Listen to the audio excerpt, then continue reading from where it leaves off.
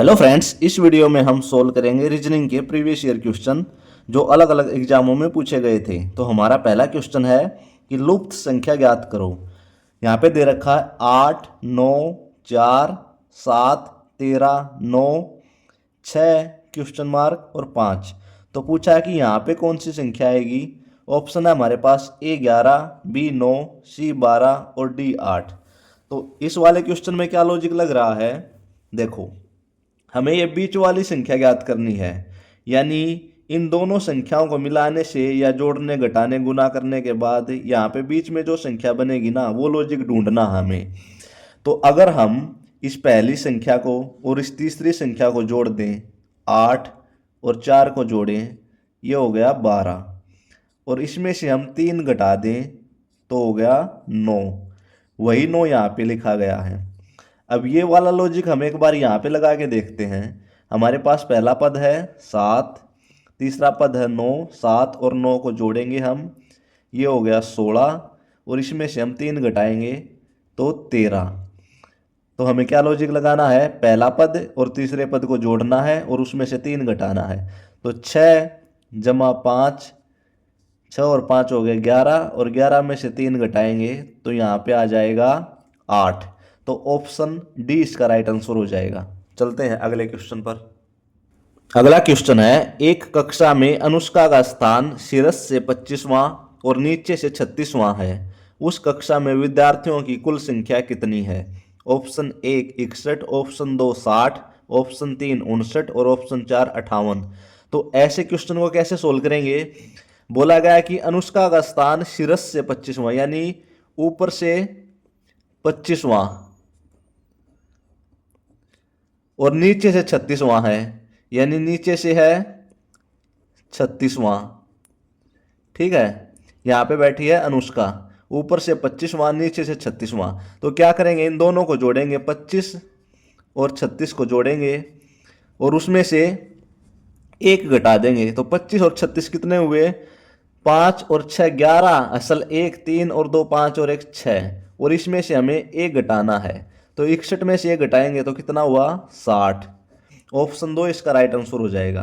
मतलब क्या है, जो दे रखा ना ऊपर वाला स्थान 25, नीचे वाला स्थान 36, दोनों को जोड़ना है, 25 जमा 36 और उसमें से 1 घटा देना है।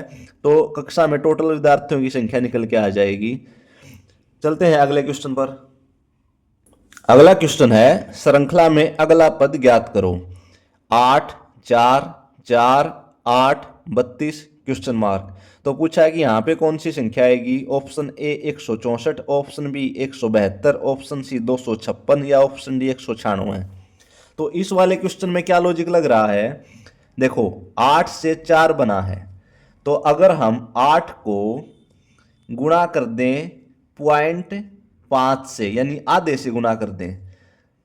अगर 0.5 को हम लिखेंगे, देखो 8 को अगर हम आधे से गुणा करेंगे 0.5 से, पॉइंट हटाएंगे तो नीचे 10 आ गया इस पॉइंट का। 8 और 5 की गुणा 40 और नीचे 10 है, तो 40 को 10 से भाग करेंगे तो कितना आया, 4। तो 8 को 0.5 से गुणा करने के बाद आया है 4। अब देखो पहले हमने गुना किया था 0.5 से, अब इसका डबल करना है, 0.5 का डबल हो जाएगा 1। अब 4 को गुना करेंगे 1 से, तो 4 को 1 से गुना करेंगे तो 4 आया। अब देखो 4 से 8 हुआ है, पहले हमने 0.5 से गुना किया था, उसके बाद 1 से, यानी 0.5 का डबल। अब इस 1 का डबल करना है 2, तो यहाँ पे 4 को 2 से गुना करेंगे तो कितना आया, 8। अब 8 से 32 हो रहा है, तो देखो पहले 0.5 से गुना किया, फिर उसका डबल 1, फिर उसका डबल 2, अब 2 का डबल कितना हुआ, 4। तो 8 को अगर हम 4 से गुना करेंगे तो 32 आया। अब देखो यहाँ पे क्या करना है, 32 को किससे गुना करना है, 4 के डबल से, 4 का डबल होगा 8। तो 32 को हम 8 से गुना करेंगे, 8 दूनी 16, असल का 1, 8 तिये 24 और 1 25। तो यहाँ पे आ जाएगा 256। ऑप्शन सी इसका राइट आंसर हो जाएगा। मतलब क्या था इस क्वेश्चन में, पहले 0.5 से गुना की गई, फिर उसका डबल करके 1 से गुना की गई, फिर उसका डबल करके 2 से गुना की गई, फिर उसका डबल करके 4 से गुना की गई, फिर 4 का डबल करके 8 से गुना की गई। तो ऑप्शन सी इसका राइट आंसर है। चलते हैं अगले क्वेश्चन पर। अगला क्वेश्चन है, एक कूट भाषा में LANCER को NALREC लिखा जाता है, तो NORWAY को उस भाषा में कैसे लिखा जाएगा। हमारे पास 4 ऑप्शन है। तो ऐसे क्वेश्चन को कैसे सोल्व करेंगे, देखो यहाँ पे LANCER को लिखा गया है NALREC।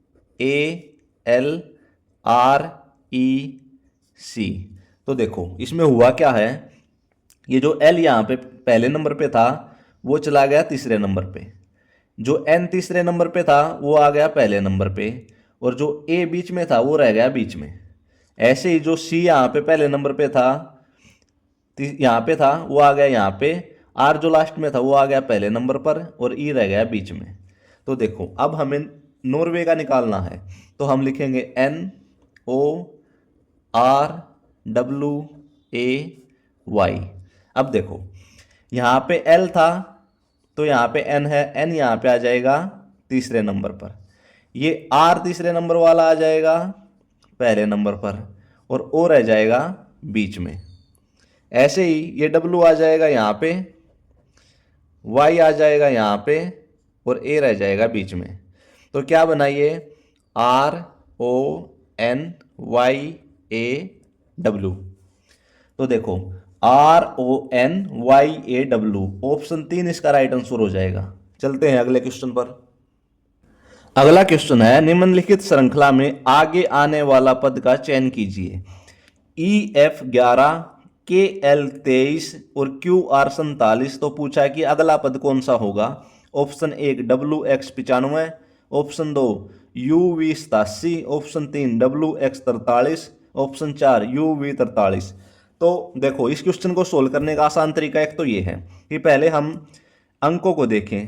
पहले 11 था, 23 है, 47 है, यहाँ पे कौन सा अंक आएगा। देखो अगर हम 11 को 2 से गुणा करें और उसमें 1 जोड़ें, 11 दूनी 22 और 1 23 हुआ। ऐसे ही अगर हम 23 को 2 से गुणा करें और उसमें 1 जोड़ें, 23 दूनी 46 और 1 47, ये 47 हो गया। तो 47 को 2 से गुणा करें और उसमें 1 जोड़ दें, तो देखो 47 दूनी होते हैं 94, और 94 में 1 जोड़ेंगे तो यहाँ पे आ गया 95। तो अंक आया 95। अब देखो यहाँ पे 95 अंक है, 87, 43, 43। तो सिर्फ अंक निकालने से ही हमारा आंसर निकल कर आ गया। ऑप्शन 1 इसका राइट आंसर होगा। अब देखो इस सवाल को अगर हम पूरा करें तो यहाँ पे था EF, उसके बाद GHIJ, यहाँ पे KL, यहाँ पे 4 अक्षर हैं बीच में। तो यहाँ पे देखो L के बाद MNOP 4 अक्षर, उसके बाद है QR के बाद 4 अक्षर STUV। तो यहाँ पे क्या आया W और X, तो WX 95 इसका राइट आंसर हो जाएगा। चलते हैं अगले क्वेश्चन पर। अगला क्वेश्चन है वेन डायग्राम का, कि कथन दे रखा है कुछ मक्खन शहद हैं, कुछ शहद ब्रेड हैं, सभी ब्रेड जैम हैं, और निष्कर्ष है कि कुछ जैम शहद हैं, सभी शहद मक्खन हैं, कुछ जैम मक्खन हैं। हमारे पास निष्कर्ष दे रखे हैं 4 यहाँ पे। तो देखो इस क्वेश्चन को हम सोल्व करेंगे। यहाँ पे दे रखा है कि कुछ मक्खन शहद हैं, कुछ मक्खन जो हैं वो क्या है, शहद हैं। तो यहाँ पे देखो कुछ मक्खन शहद हैं, उसके बाद कुछ शहद ब्रेड हैं, तो कुछ शहद क्या है, ब्रेड।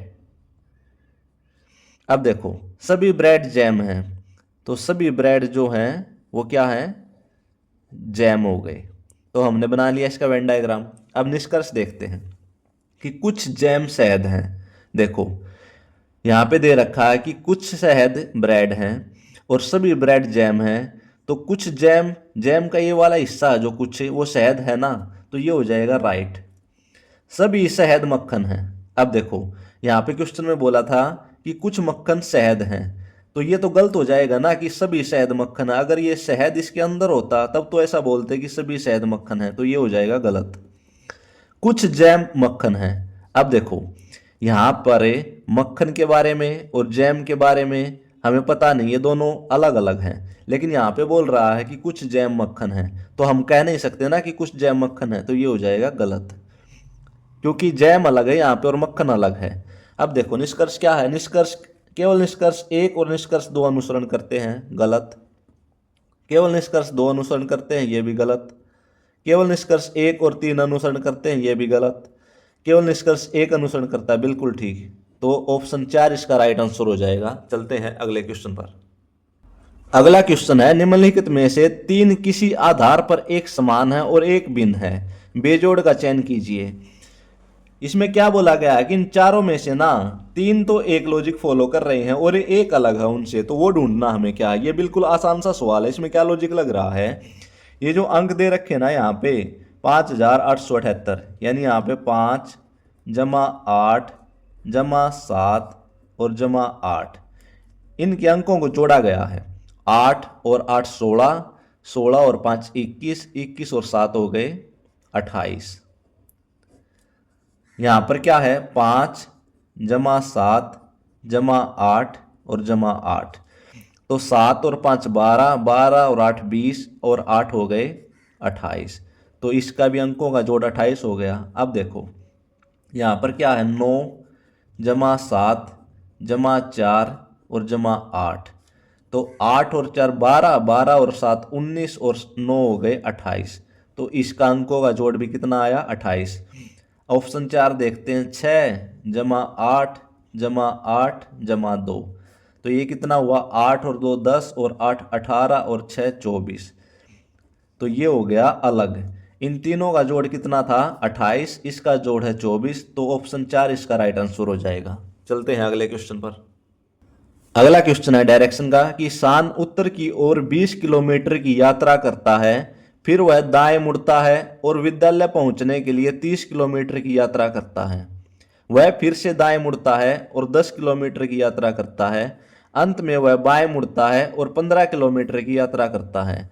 अब वह किस दिशा के सम्मुख है। ऑप्शन 1 पूर्व, 2 दक्षिण, 3 उत्तर और 4 पश्चिम।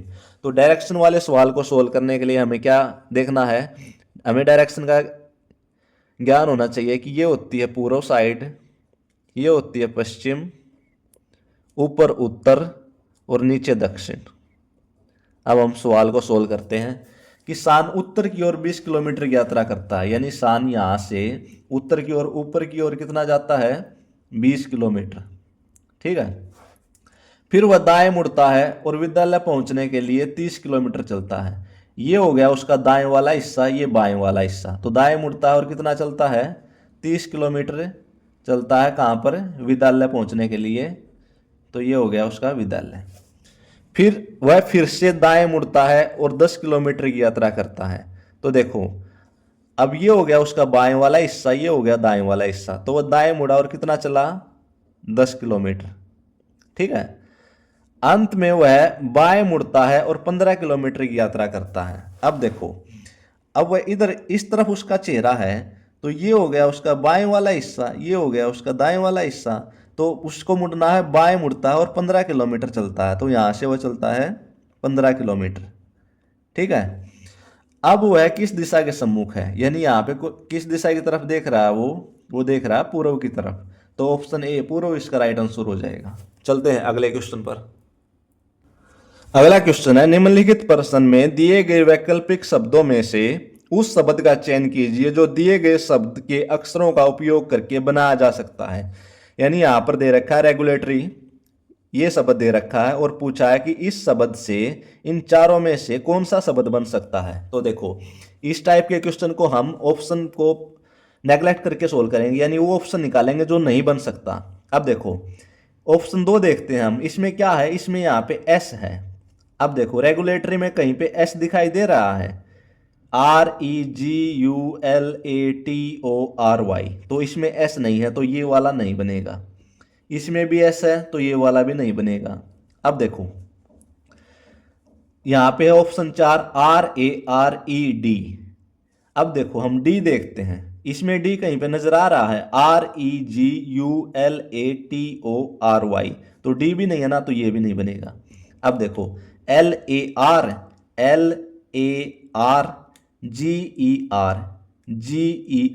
तो ऑप्शन ए इसका राइट आंसर हो जाएगा। ये सबसे आसान तरीका है ऐसे सवालों को सोल्व करने का। चलते हैं अगले क्वेश्चन पर। अगला क्वेश्चन है, उस विकल्प का चयन कीजिए जो तीसरी संख्या से उसी प्रकार संबंधित है जिस प्रकार दूसरी संख्या पहली संख्या से संबंधित है। यानी जो संबंध इन दोनों का है ना, वो संबंध हमें यहाँ पे चौथी संख्या का निकालना है, जो इससे जो संबंध चौथी संख्या का है। ऑप्शन हमारे पास A 31, 2 43, 3 29 और 4 37।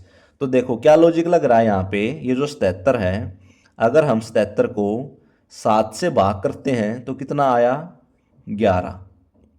ठीक है, अब हमारे पास दे रखा है 259, इसको अगर हम 7 से भाग करेंगे तो 7 तिया 21, बच गए 4, यहाँ पे हो गए 49, 7 49, तो कितना निकल कर आया, 37। यहाँ पर आ जाएगा 37, ऑप्शन 4 इसका राइट आंसर हो जाएगा। चलते हैं अगले क्वेश्चन पर। अगला क्वेश्चन है, एक कूट भाषा में घोड़े को गाय कहा जाता है, गाय को हिरण कहा जाता है, हिरण को लोमड़ी कहा जाता है और लोमड़ी को कुत्ता कहा जाता है। तब निम्नलिखित में से किसी एक से निश्चित रूप से दूध प्राप्त किया जा सकता है। तो इसमें क्या पूछा है कि किस एक से निश्चित रूप से दूध प्राप्त किया जा सकता है। तो देखो यहाँ पर दूध किससे प्राप्त होगा, गाय से, गाय से प्राप्त होगा। अब यहाँ पे क्या बोला है कि घोड़े को तो गाय कहा जाता है और गाय को कहा जाता है हिरण, तो हमें अपने पास से नहीं लगाना यहाँ पे कि गाय को कहा जाता है, इसमें जो दे रखा ना कि गाय को क्या कहा जाता है, हिरण, तो हमें दूध किससे प्राप्त होगा, हिरण से प्राप्त होगा। ऑप्शन 2 इसका राइट आंसर हो जाएगा। आई होप फ्रेंड्स आपको ये वीडियो पसंद आई होगी। आपका दिन शुभ हो। धन्यवाद।